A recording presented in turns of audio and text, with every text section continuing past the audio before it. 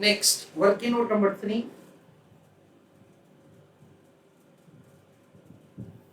इसमें हम लोग कैलकुलेट करेंगे average collection period.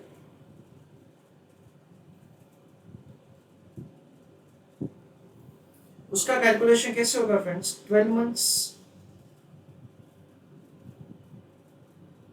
Divided by cash cost of credit sales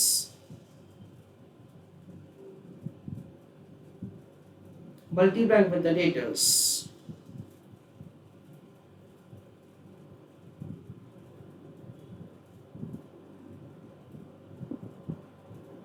ऐसे इसका कैलकुलेशन किया जाएगा। सो वी अंडरस्टैंड दैट से 12 मंथ्स डिवाइडेड बाय, अभी के जो हमारा सिंगल शिफ्ट है उसका इंफॉर्मेशन हमको यूज करना पड़ेगा, जिसमें कैश कॉस्ट है 3,84,000 और डेटर्स का वैल्यूएशन है 96,000।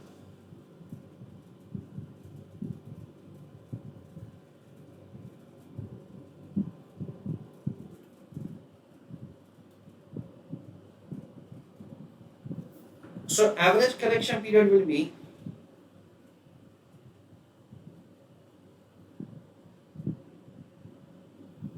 12 into 96,000 upon 3,84,000.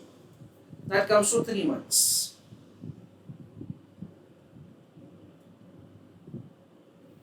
अगर कोई स्टूडेंट यहाँ पे सेल्स को बेस लेके करना चाहता है, even in that case he और she can do answer like that. ठीक है, चलो let us come back to the point, debtors.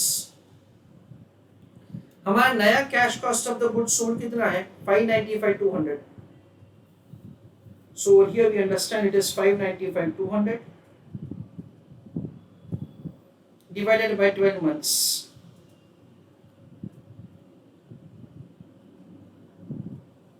into average collection period जो हमने नीचे लिखा है 3 months।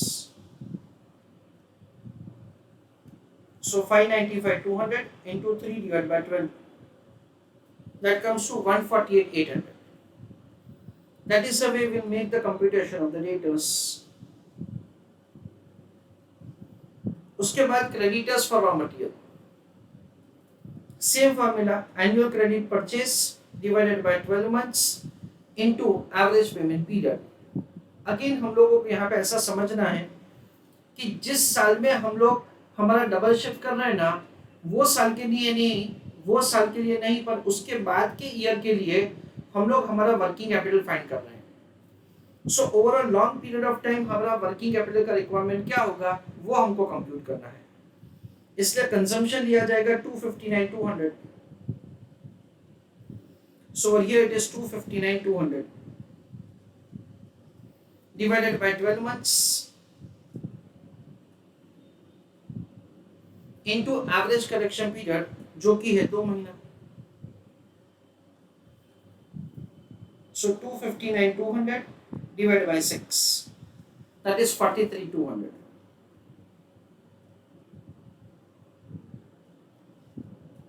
Then creditors for expenses, same formula, उसमें कोई चेंज नहीं होगा, जिसमें वेजेस आएगा, ओवरहेड आएगा, divide by 12 into average payment period. अच्छा देखो हमारा वेजेस और ओवरहेड कितना है वो देख लेते हैं। It is 48,000, this is 1,44,000, 96,000 and again 48,000। So we'll have the 48,000 double shift के लिए plus 1,44,000 plus 96,000 plus 24,000 whole divided by 12 months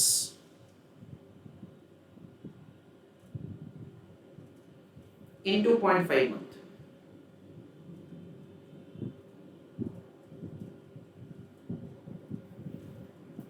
ऐसा करके हमको क्रेडिटर्स फॉर एक्सपेंसेस फाइंड करना है। 48 plus 144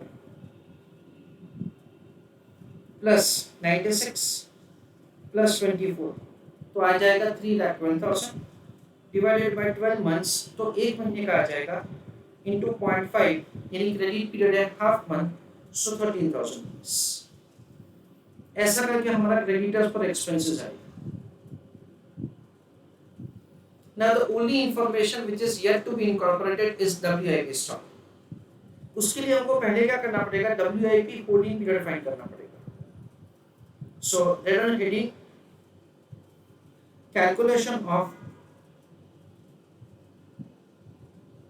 WIP holding period.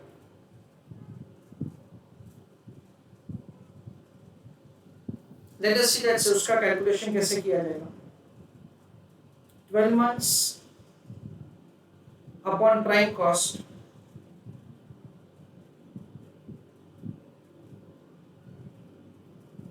multiplied with WIP stock, ऐसा किया जाए। So it is 12 months divided by prime cost। Single shift में हमारा प्राइम कॉस्ट कितना वो देखते हैं। या before I proceed further there is a mistake on my end, यहाँ पे 48,000 रुपए है। So 48 plus 144 plus 96 plus 48 336 divide by 12 यानी 28,000 इंटू 0.5 यानी 14,000।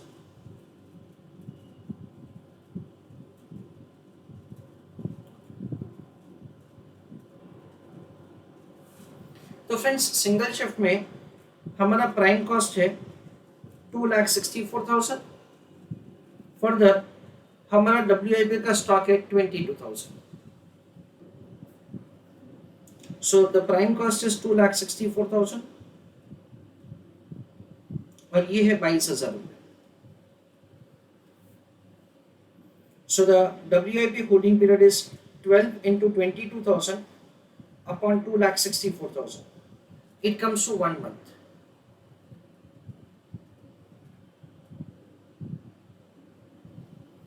This is the way WIP holding period is calculated.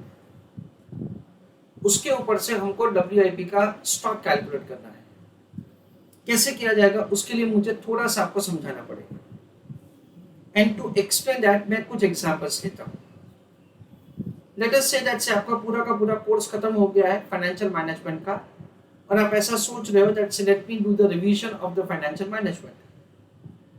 आपने ऐसा सोचा कि भाई फाइनेंशियल मैनेजमेंट रिवाइज करने में अप्रोक्सीमेटली मुझे लेट अस से 80 आवर्स लगेंगे और आपने सोचा है दैट से daily you will study for 4 hours.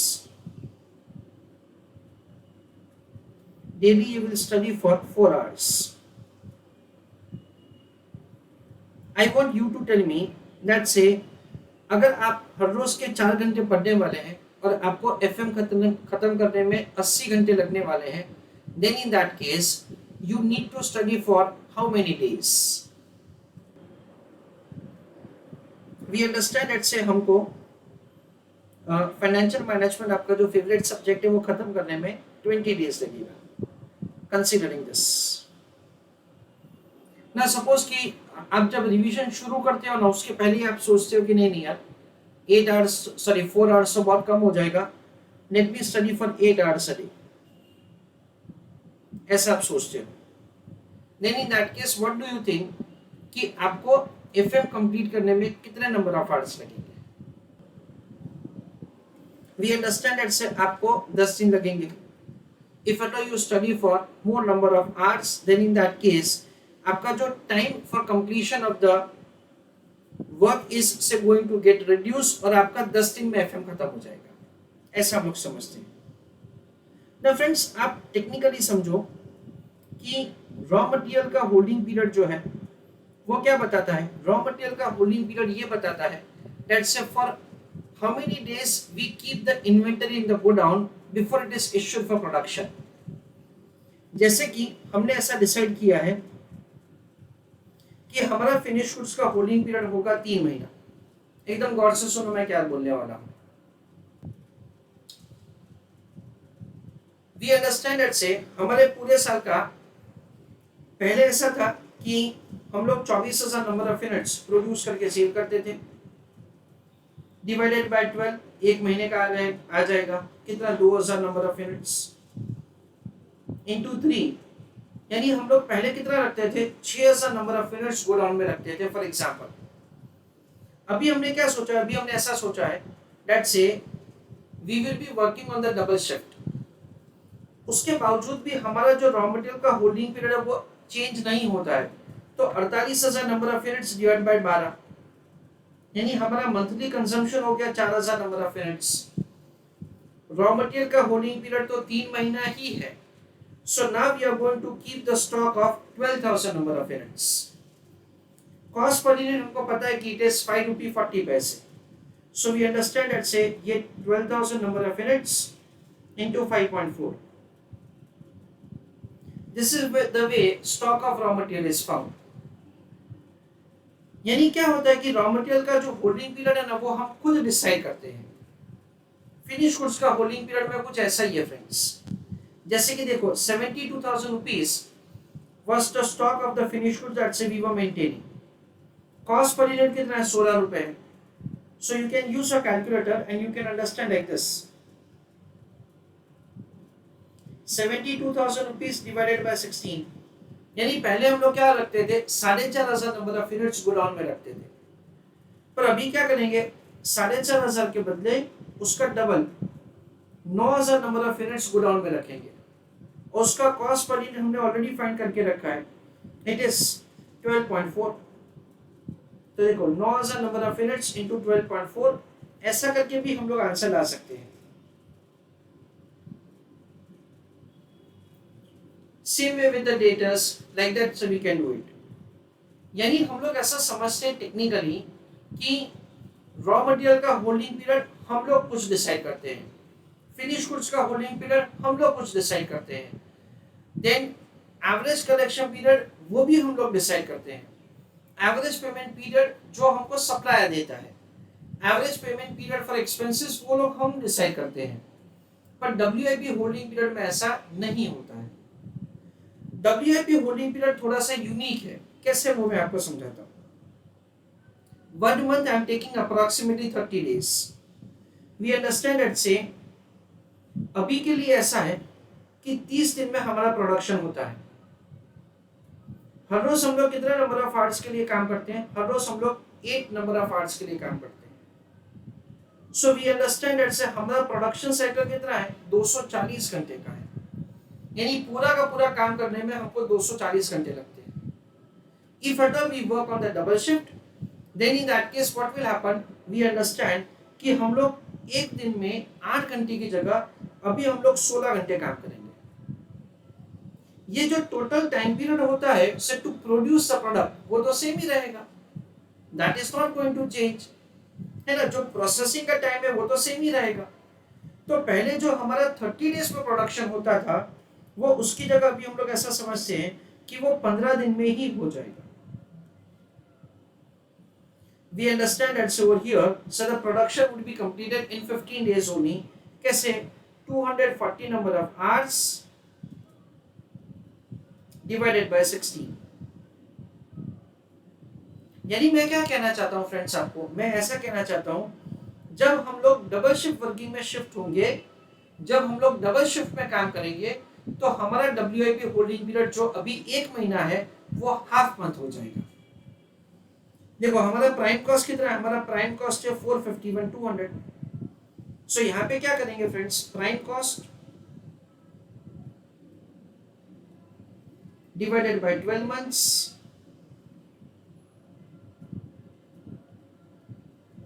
Into WIP holding period. So 451,200 divided by 12 months into क्या किया जाएगा 0.5 मंथ किया जाएगा।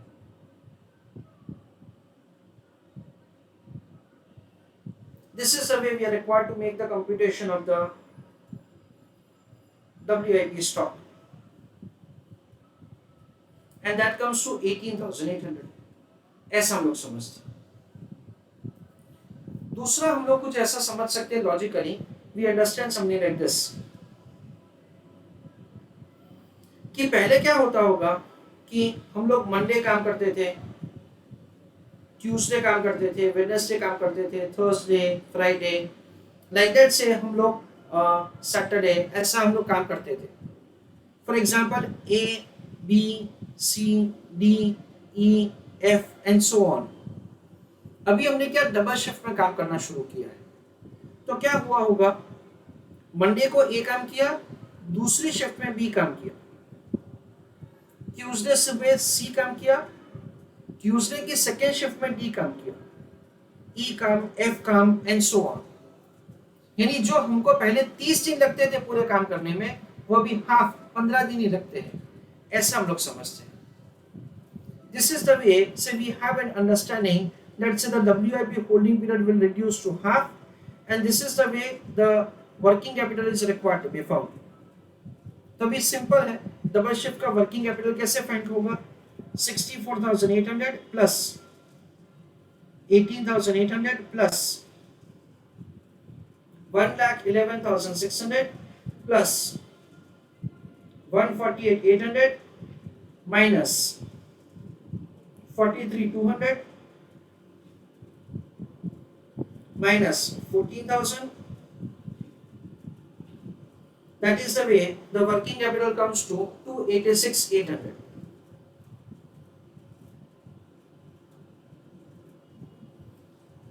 पहले कितना था, 1,92,000। ये क्या हो गया, working capital requirement. So now we will compute that increase in working capital.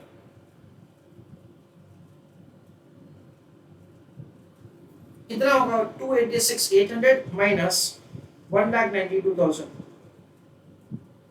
So that is an increase in the working capital by 94,800. कैसे किया जाएगा, 286,800 minus 1,92,000. And this is the way हमको फाइनल आंसर देने का है।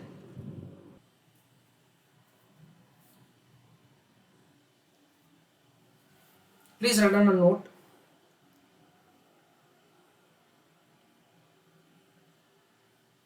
उस पर लिखिए,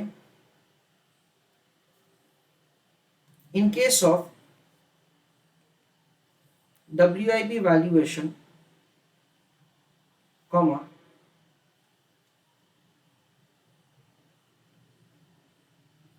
we understand that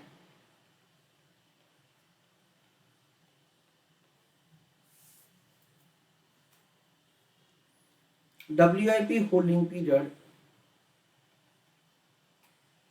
will reduce to half time. Full stop. Importantly,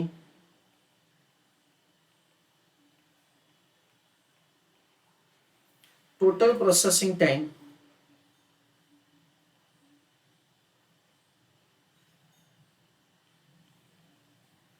will remain same.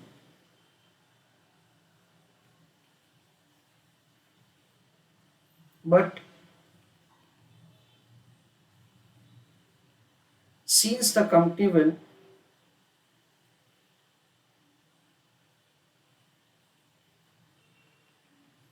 work on double shift,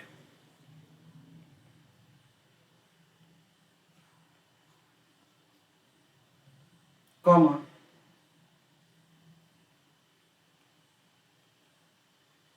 current time period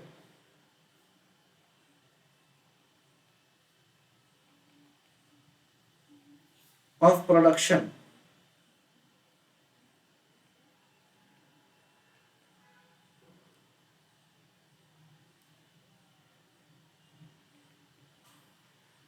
will reduce to